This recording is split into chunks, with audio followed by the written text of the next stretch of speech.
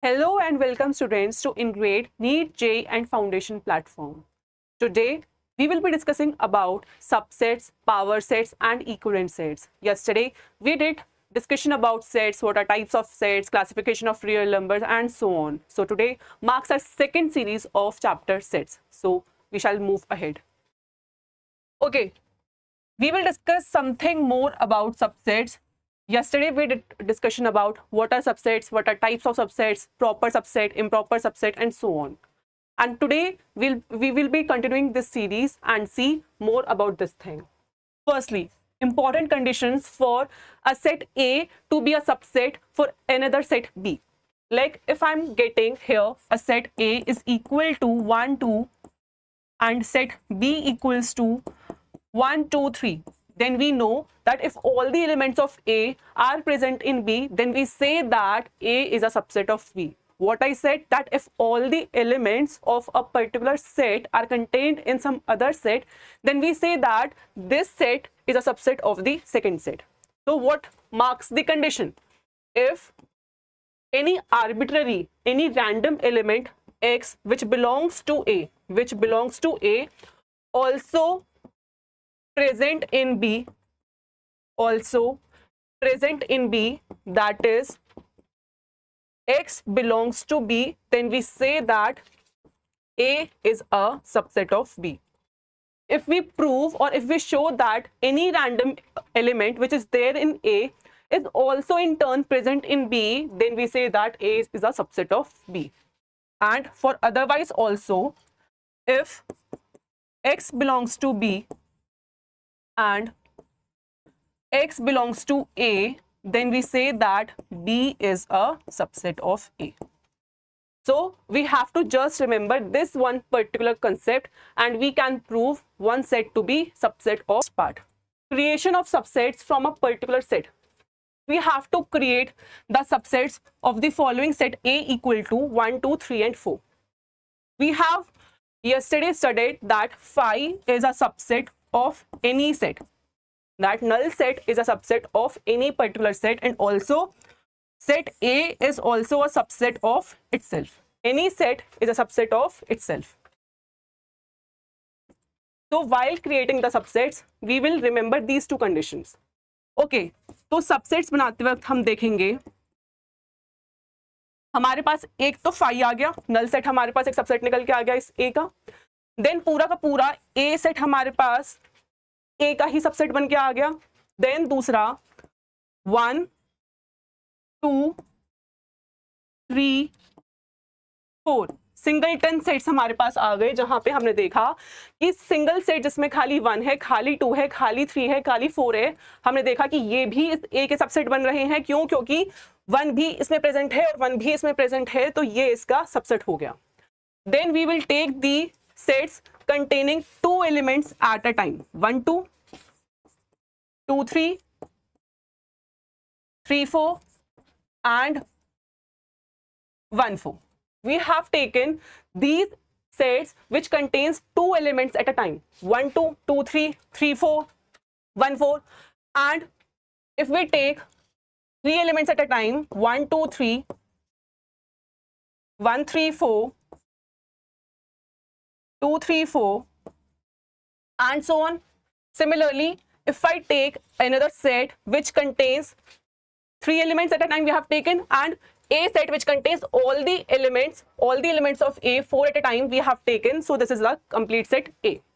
So we have seen that this is how we create all the subsets of any particular set. If I'm having A as simply 1, 2. If I'm taking A as simply 1, 2, then the subsets will be phi 1, 2, single set 1 and single set 2. If we had A is equal to 1, 2, 3, then what we will do? We will take phi, the complete set A, set containing single elements, set containing 2 elements at a time and so on. So if I'm having a set containing 4 elements, so how I will create subset of that particular set?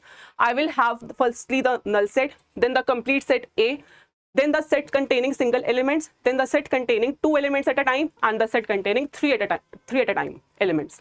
So this is how we create the subsets of a particular set. Now, next, I'm having set A, which is like this: phi 1, 2, set containing 1, 2, set containing 3, 4, set containing 1, 2, 3, 4.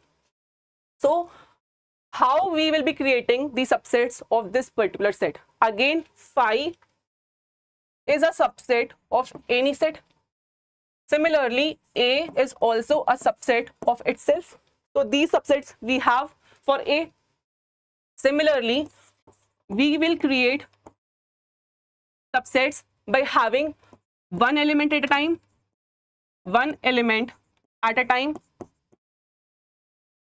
two elements at a time,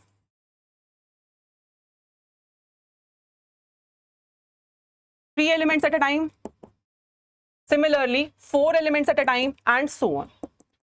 So if I'm taking one element at a time, then I will have set containing 5, set containing 1, set containing 2, set containing set of 1 and 2, set containing set of 3 and 4, similarly set containing set of 1, 2, 3, 4.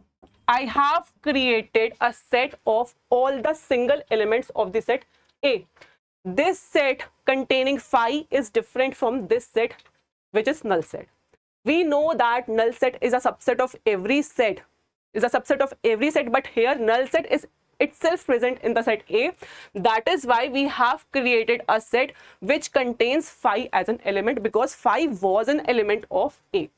Similarly, we have created single sets which contains all the single elements of set A.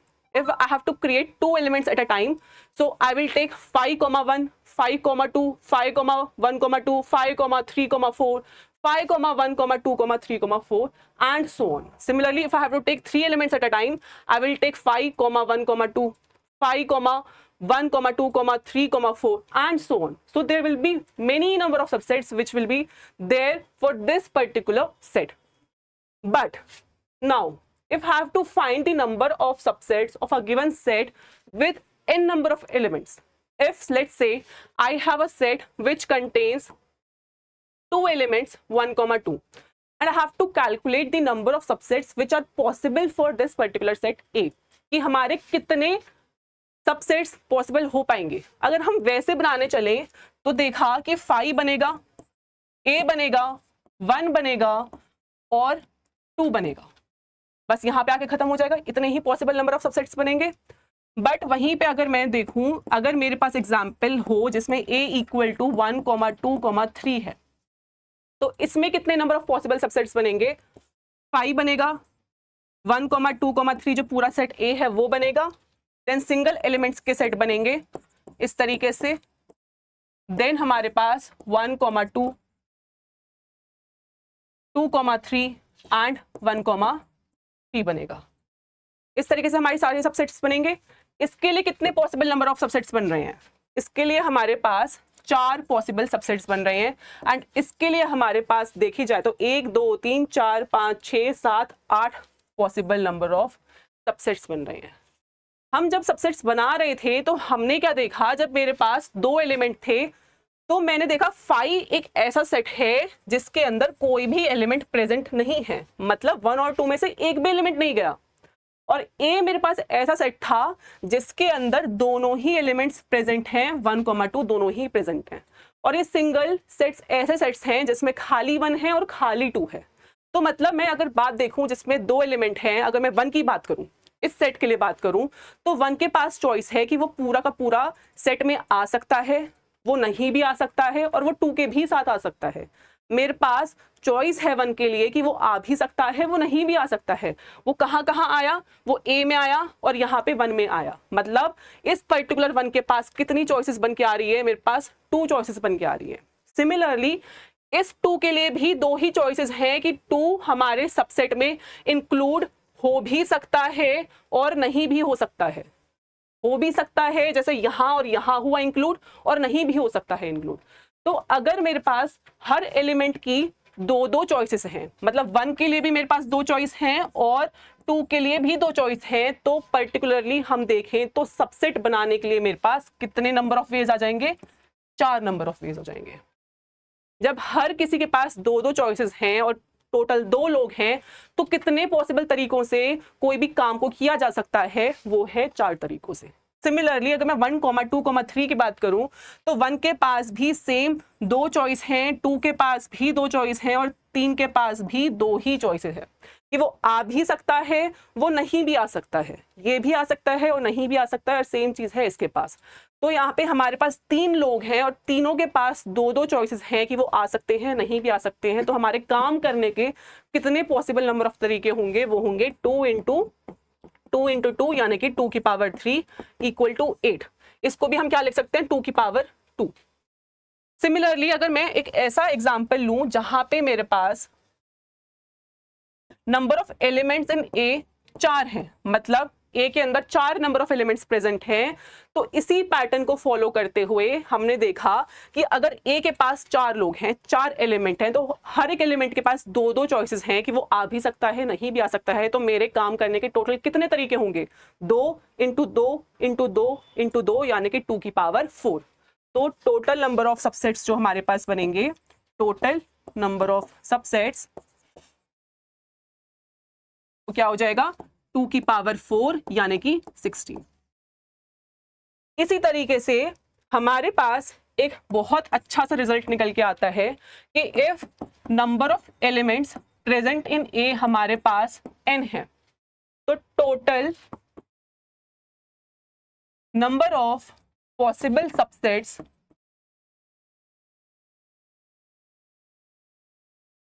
Of A कितने होंगे, 2 की power n। क्यों? क्योंकि हर element के पास, हर member के पास 2 choices हैं, इसलिए हमने बोला 2 की पावर n। सिमिलरली अगर किसी एलिमेंट के पास 3 चॉइसेस होती, अगर किसी के पास 3 चॉइसेस होती वो काम करने की, तो आंसर हमारा शायद 3 टू द पावर n रहा होता। ये कंसेप्ट आप डिटेल में परम्यूटेशन एंड कॉम्बिनेशन चैप्टर में पढ़ेंगे, तो ज्यादा घबराइए मत। बस इतना याद रखें कि अगर हर किसी के पास टोटल 2 तरीके हैं और n नंबर ऑफ लोग हैं, तो उसके काम करने के 2 की power n number of ways बनेंगे। I hope this formula is very clear to you all, because यही एक ऐसा फॉर्मूला है जो क्वेश्चन में बहुत बार यूज होता है। सेट्स में अगर कोई फॉर्मूला यूज हो रहे हैं तो बहुत लिमिटेड है, बट जो यूज हो रहे हैं वही बहुत ज्यादा हो रहे हैं। तो इसलिए इस फॉर्मूले को तो आपको याद अच्छे से करना ही करना है। Now we have our brain bus session. Question क्या है एक बार ध्यान से पढ़िए और फिर हम इसको करते हैं। क्या बोला है, 2 finite sets have m and n elements। m and n number of elements हमारे पास है। लेट्स से a के पास मेरे m नंबर ऑफ एलिमेंट्स हैं और b के पास मेरे n नंबर ऑफ एलिमेंट्स हैं। ठीक है, जहां पे मेरे पास number of elements in a is more than number of elements in b, मतलब a के पास सीधे सीधे तौर से b से ज्यादा एलिमेंट्स हैं। The number of subsets of the first set is 1, 1, 2 more than that of the second set। मतलब जितने A के पास सबसेट्स हैं वो दूसरे सेट से 112 ज्यादा हैं। साफ बात है ये। अच्छा, A के कितने नंबर ऑफ पॉसिबल सबसेट्स होंगे? पॉसिबल सबसेट्स A के हमारे पास कितने होंगे? अभी हमने फॉर्मूला पढ़ा, वो था 2 की पावर m। क्योंकि इसके पास m नंबर ऑफ एलिमेंट्स हैं तो इसके पास पॉसिबल सबसेट्स भी 2 की पावर m ही आएंगे। अगर मैं यहां पे बात करूं तो B के पॉसिबल सबसेट्स कितने होंगे? B के हमारे पॉसिबल सबसेट्स होंगे 2 की पावर n। एंड अब हमको क्वेश्चन में बोल रहा है कि A के पास B से 112 सबसेट ज्यादा है, यानी कि 2 की power m is equal to 112 plus 2 की पावर n। इसके पास ज्यादा सबसेट्स है, हमने पॉसिबल सबसेट्स का फॉर्मूला निकाल दिया और यहां इस इक्वेशन तक पहुंच गए। ये हमारी कौन सी है? Star equation. ओके, अब हम नेक्स्ट स्टेप में देखें तो 2 की पावर m माइनस 2 की पावर n कितना हो जाएगा? 112 हो जाएगा। अच्छा, इस स्टेप पे हमें पता है कि जो m है वो क्लियरली n से बड़ा है, तो हम ये भी सिंप्लाई कर सकते हैं कि 2 की पावर m भी तो 2 की पावर n से बड़ा ही होगा। जैसे अगर मैं बात करूं कि 3 इज ग्रेटर दैन 1, तो क्या 2 की पावर 3 2 की पावर 1 से बड़ा नहीं होगा? होगा। तो इसलिए अगर m n से बड़ा है तो क्लियरली 2 की पावर m भी 2 की पावर n से क्या होगा? बड़ा ही होगा। बट ये कब पॉसिबल है, जब यहाँ पे हमारे पास m और n दोनों पॉजिटिव हैं, और जो कि क्लियरली पॉजिटिव है क्योंकि हमारे पास एलिमेंट्स कभी भी नेगेटिव नंबर में तो नहीं हो सकते ना, इसलिए m और n दोनों क्या हैं, यहाँ पे पॉजिटिव हैं, इसलिए हम ये बात बोल सकते हैं। नाउ नेक्स्ट हम देखें, हमने अभी तक क्या देखा, 2 की पावर m माइनस 2 की power n is equal to 112। अब 2 की पावर n, क्योंकि 2 की पावर n से छोटा है तो मैंने 2 की पावर n को पूरी इक्वेशन से कॉमन ले लिया, मैंने कॉमन ले लिया। मैं इस तरीके से कुछ लिख सकती हूं। आप एक बात बताइए, अगर 2 की पावर 8 मैं यहाँ पे लिखूं और 2 की पावर 3 यहाँ पे लिखूं, लेट सपोज करो, तो यहाँ पे आप छोटे नंबर को ही कॉमन लोगे ना, आप यहाँ पे छोटे नंबर को ही तो कॉमन लोगे। तो यहाँ पे मैंने एक छोटे नंबर को ही, जो कि 2 की पावर m और 2 की पावर n में ये छोटा था, तो इसलिए मैंने इसको कॉमन ले लिया। नेक्स्ट स्टेप में आप देखोगे तो 2 की पावर n आपने बाहर रखा, 2 की power m minus n, base same है तो पावर डिवीजन में क्या होती है, माइनस हो जाती है, मैंने वही स्टेप किया है। -1 इज इक्वल टू 112। ये इक्वेशन बहुत ही इंपॉर्टेंट एंड क्रिटिकल इक्वेशन है। इस टाइप की इक्वेशंस आपको बहुत बार पूरे मार्क्स में देखने को मिलेंगी, जब आपको इसी टाइप के काफी क्वेश्चन सॉल्व करने को मिलेंगे। तो बेटर है कि अभी इस कंसेप्ट को समझ लें, ताकि अगर हमारे पास आगे इस टाइप की कोई इक्वेशन आए तो हम अटके ना। यहाँ पे इस पर्टिकुलर स्टेप में मैंने देखा कि मेरे पास राइट हैंड साइड पे क्या है, 112 है, यहाँ पे क्या है, 2 की पावर n है, यहाँ पे 2 की power m minus n minus 1 है। अच्छा एक बात बताइए, 2 की पावर n जो है वो हमेशा एक इवन नंबर ही तो होगा।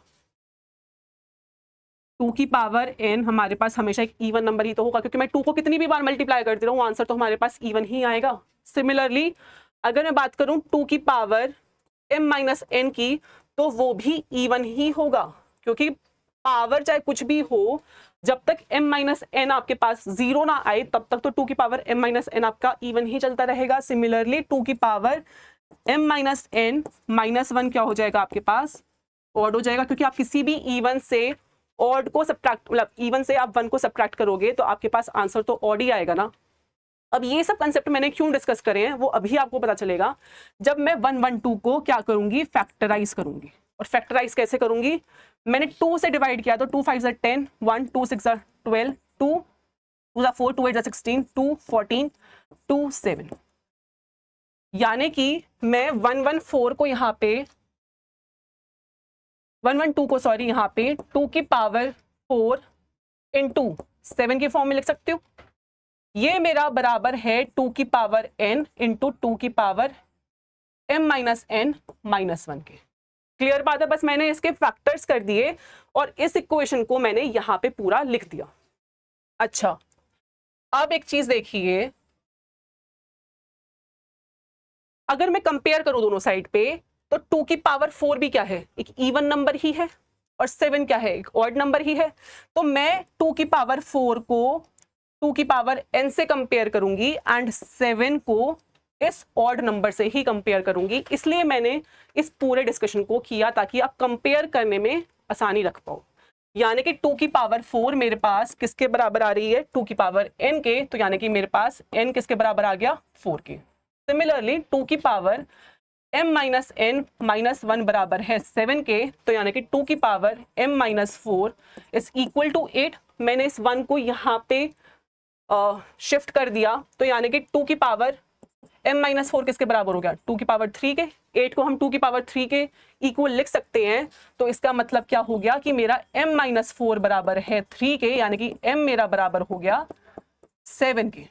m मेरा 7 के बराबर हो गया एंड n मेरा 4 के बराबर हो गया। तो अब एक बात बताइए, m इंटू n क्या हो जाएगा, m इंटू n मेरा क्या हो जाएगा, 7 4 ज़ा 28 के बराबर।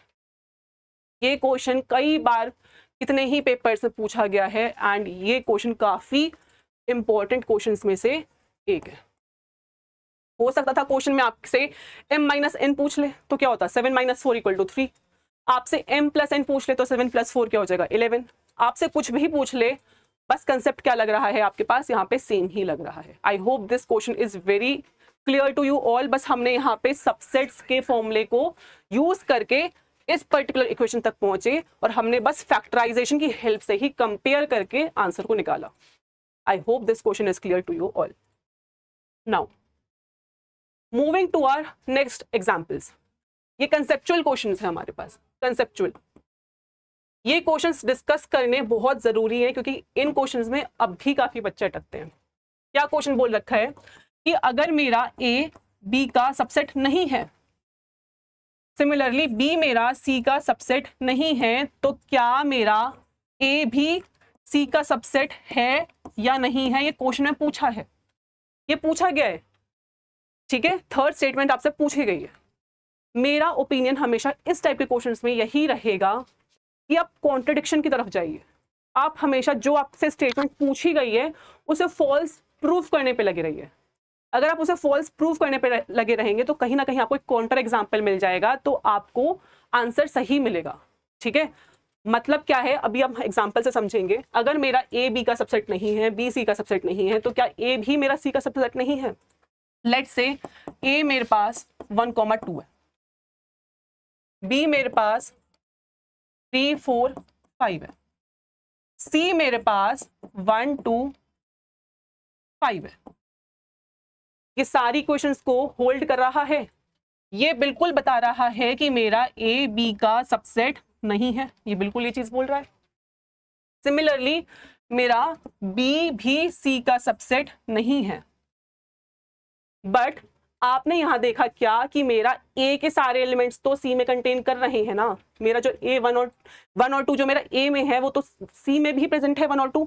तो यहाँ तो मैंने देख लिया कि ए जो है मेरा वो सी का सबसेट बन रहा है, बिल्कुल बन रहा है। तो क्या देखा मैंने, काउंटर एग्जाम्पल के थ्रू इस क्वेश्चन को सॉल्व किया। मैंने अपने दिमाग में ये चीज सेट करी कि मुझे इस क्वेश्चन को कॉन्ट्रडिक्शन से लेना है। जो मुझे स्टेटमेंट बोली गई है मुझे उसको गलत प्रूफ करना है। जब आप गलत प्रूफ करने लगोगे तो आपको कॉन्ट्रडिक्शन मिलती जाएगी। बट आप अगर ये कहोगे कि नहीं ये ट्रू है, तो आपको इसके लाखों एग्जाम्पल मिल जाएंगे, उससे फर्क नहीं पड़ता। अगर आपको एक भी कॉन्ट्रडिक्शन मिल गई, एक भी कॉन्ट्रडिक्शन मिल गई, तो मतलब वो पूरी स्टेटमेंट क्या है आपकी, फॉल्स है। मतलब ये स्टेटमेंट क्या है, बिल्कुल गलत है। ये स्टेटमेंट क्या है, बिल्कुल गलत है। हमने इस एग्जाम्पल के थ्रू देखा कि अगर ए बी का सबसेट नहीं है, बी सी का सबसेट नहीं है, बट ए भी सी का सबसेट हो सकता है, और बिल्कुल हो सकता है। इस टाइप के क्वेश्चंस को हम आगे वेन डायग्राम के थ्रू भी करेंगे, डायग्राम्स के थ्रू भी हम समझेंगे, उसमें भी कोई दिक्कत नहीं है। बस आप पहले काउंटर एग्जाम्पल को करना सीख जाइए। नेक्स्ट, आई होप कि ये क्वेश्चन आप थोड़ा सा ट्राई करें पहले, तभी मैं आगे इसमें प्रोसीड करना चाहूंगी। क्वेश्चन समझे, अगेन जो मैंने कहा कॉन्ट्रडिक्शन लगाएं और फिर इस क्वेश्चन को सॉल्व करें।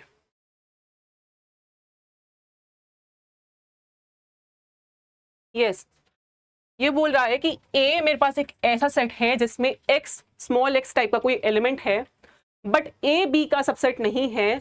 तो क्या मेरा एक्स बी में बिलोंग कर रहा है या नहीं कर रहा है?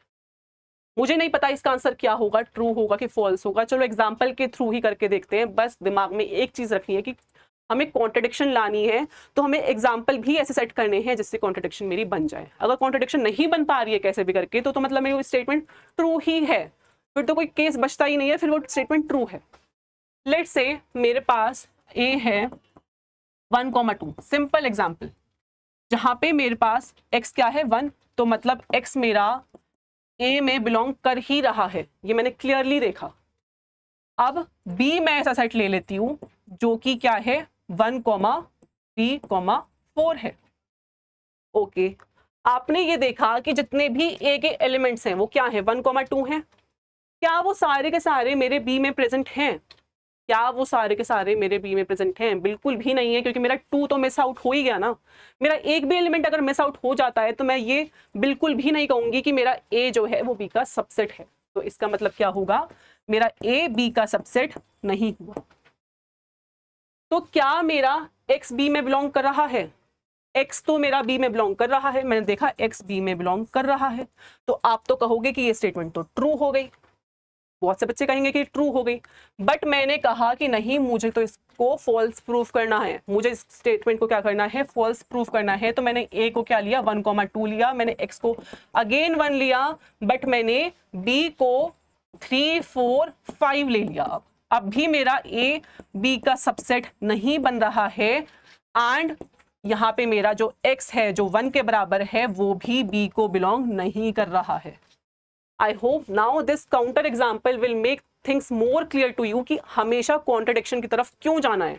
अगर आप जो स्टेटमेंट पूछी गई है उसको सही प्रूफ करने में लगे रहोगे तो आपको गलत आंसर मिलता रहेगा। बट आपने यहाँ पे देखा कि मैंने एक ऐसा एग्जांपल ले लिया बी सेट का जिसमें अब 1 बिलोंग नहीं कर रहा है एंड ए भी मेरा बी का सबसेट नहीं है, तो मैंने देखा कि एक्स भी बी को बिलोंग नहीं कर रहा है, इसलिए मेरी स्टेटमेंट क्या हो गई, फॉल्स हो गई। क्योंकि मुझे एक काउंटर एग्जाम्पल ऐसा मिल गया, मुझे एक कॉन्ट्रडिक्शन ऐसा मिल गया जिसके थ्रू मैंने इसको क्या कर दिया, डिसप्रूव कर दिया।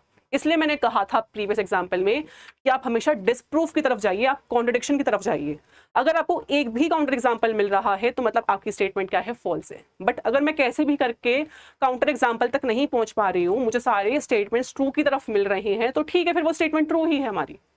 ठीक है, तो आई होप ये एग्जाम्पल से आपको समझ आया है। Now next example, again try this particular question, this is very good question.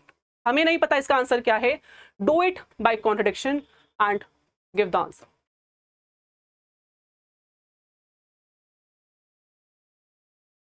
Okay, let's say A मेरे पास 1,2 है, बी मेरे पास 1,2,3 है। देन क्लियरली मैंने देखा कि ए मेरा सी का सॉरी ए मेरा बी का सबसेट बन रहा है।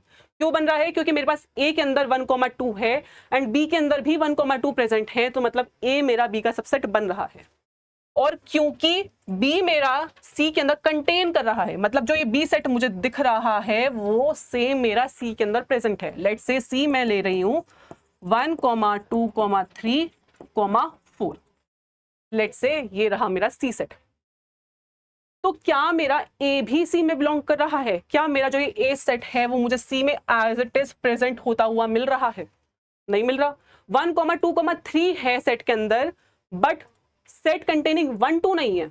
जब तक ये एग्जैक्ट फिगर का मुझे यहाँ इस सेट में नहीं मिलेगा तब तक मैं ये नहीं बोलूंगी कि ये मेरा इसमें कंटेन कर रहा है। इसलिए हम क्या बोलेंगे कि ए डज नॉट बिलोंग टू सी, मतलब ए मेरा सी में कंटेन नहीं कर रहा है। बहुत से बच्चे इसका ट्रू स्टेटमेंट प्रूव करने के लिए एग्जांपल निकाल देंगे, बट मेरे को उससे फर्क ही नहीं पड़ता। मुझे क्या करना है, मुझे डिसप्रूव करना है। जब तक मैं डिसप्रूव का काउंटर एग्जांपल निकाल के दे रही हूं तब तक आपको स्टेटमेंट को ट्रू नहीं बोलना है। I hope things are now clear to you कि कैसे सबसेट को, कैसे बिलोंग्स टू के सिंबल को डील करना है, कैसे आपको सिचुएशंस को अपने कंट्रोल में लेके आना है। Now next topic, set of sets और फैमिली ऑफ सेट्स। बहुत सिंपल सा कंसेप्ट है, बस कुछ नहीं है। सेट ऑफ सेट्स क्या होता है, नाम ही सजेस्ट कर रहा है, वो ऐसा सेट जिसके अंदर एलिमेंट्स के तौर पे सिर्फ सेट्स प्रेजेंट हो। मतलब जब आप सेट बना रहे हो तो उसके अंदर जितने भी एलिमेंट्स हैं वो सिर्फ सेट्स ही हैं और कोई एलिमेंट प्रेजेंट ही नहीं है। कैसे, जैसे आप ये एग्जांपल देखिए, ए एक ऐसा सेट है जिसके अंदर जो एलिमेंट्स हैं वो क्या है, set containing 1, 2, set containing 2, 3 and set containing 4, 5, 6 and 7। सारे एलिमेंट्स सेट की फॉर्म में है ना, यहाँ पे सारे सेट्स की फॉर्म में है। इसलिए हमने देखा कि ये क्या होगा, फैमिली ऑफ सेट्स होगा, फैमिली ऑफ सेट्स होगा। अब मेरे पास B equal to set containing 5 है। क्या इसके अंदर आप देख पा रहे हो कि क्या जो इसका एलिमेंट है वो सेट की फॉर्म में है? बिल्कुल है, क्योंकि मैं इसको इस तरीके से लिख सकती हूँ और हमने देखा कि इस सेट के अंदर एलिमेंट भी मेरा सेट की ही फॉर्म में है, इसलिए ये भी फैमिली ऑफ सेट होगा। नाउ क्या मेरा जो C क्वेश्चन है, C में क्या है, सेट कंटेनिंग 1, 2 एलिमेंट है, 3 एलिमेंट है, सेट कंटेनिंग 4 एलिमेंट है। क्या ये सेट ऑफ सेट है? नहीं है।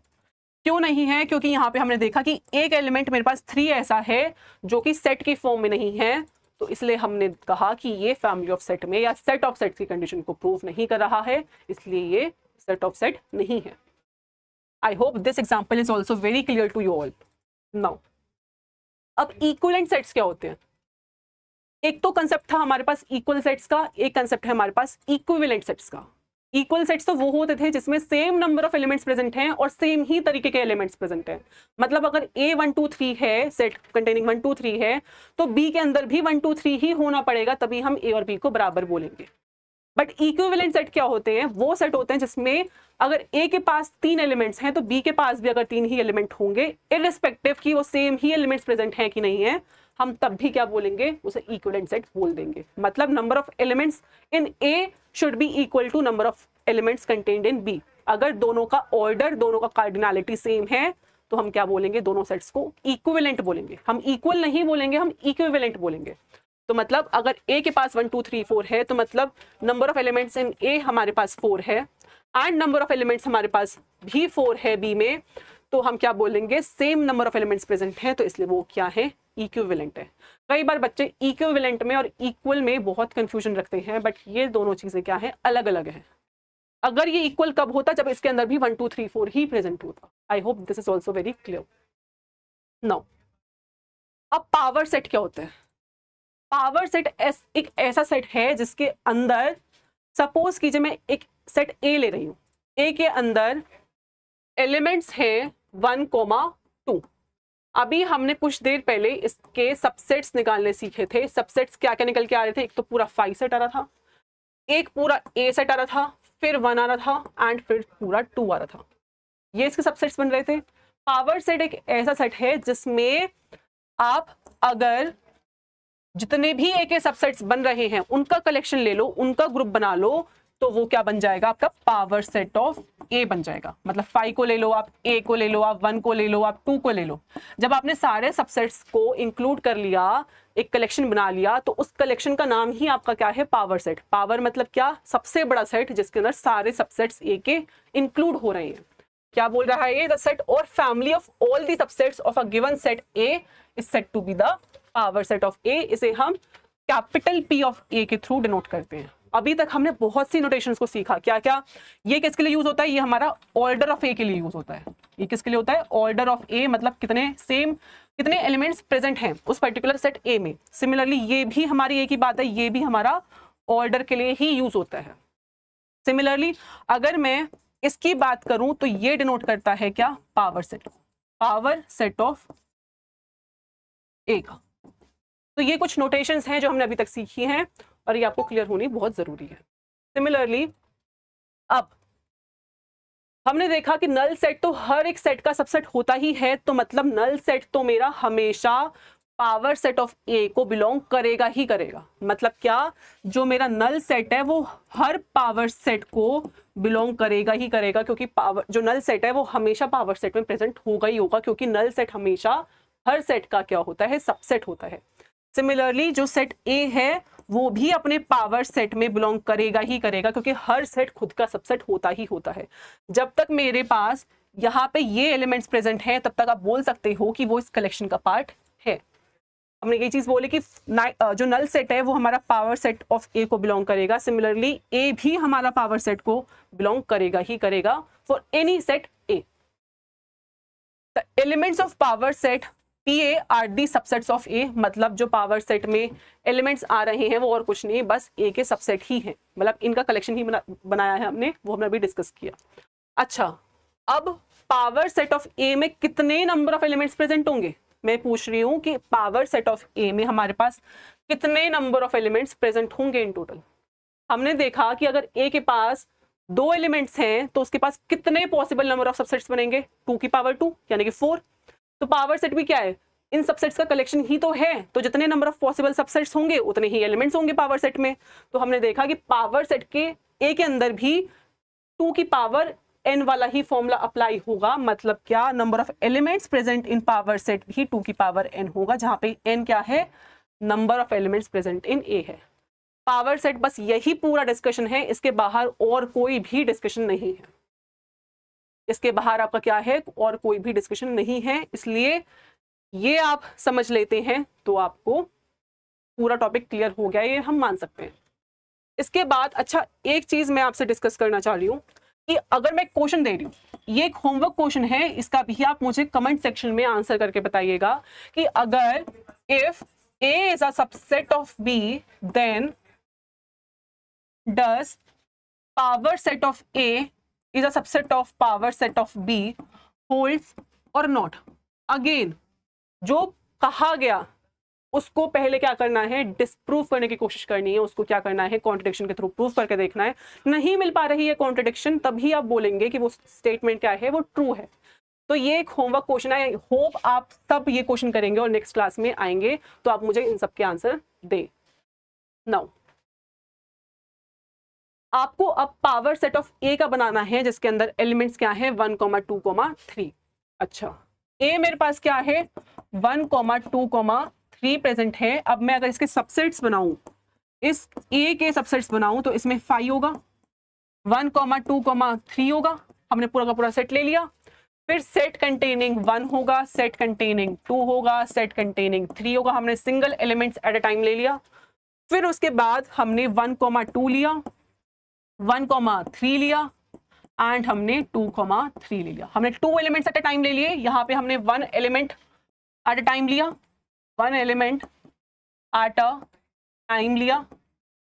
यहाँ पे हमने 2 एलिमेंट्स एट अ टाइम लिया, 2 एलिमेंट्स एट अ टाइम लिया and 3 elements at a time कौन सा होगा? ये तो पूरा सेट खुद में ए ही हो जाएगा जब हमने तीनों के तीनों एलिमेंट्स ले लिए अपने सेट में।